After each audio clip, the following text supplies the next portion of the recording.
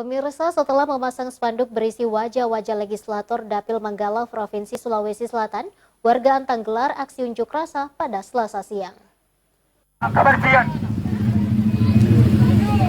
Ini bukan pertama kalinya. Dan saya pastikan kepada pihak pemerintah ataupun instansi.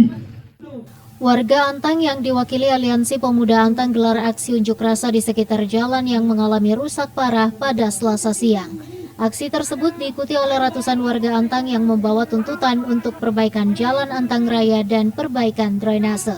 Sebagai bentuk protes, warga Antang memblokade jalan Antang Raya sekitar 100 meter yang mengharuskan pengguna jalan untuk memutar balik arah jalan. Muhammad Arif, salah satu warga Antang, mengatakan bahwa warga Antang meminta kejelasan pemerintah kapan perbaikan jalan dilakukan, pasalnya jalan rusak tersebut sudah menimbulkan banyak korban.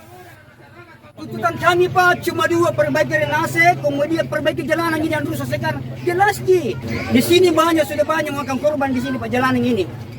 Sebelumnya pada Selasa pagi dilakukan pengukuran oleh Dinas PUTR Provinsi Sulawesi Selatan. Akan tetapi aksi tetap dilakukan sampai warga Antang mendapatkan kejelasan yang pasti. Fitri Herunisa, Celebes TV. Pak RW kita ini Pak Ilham, supaya memang ini kan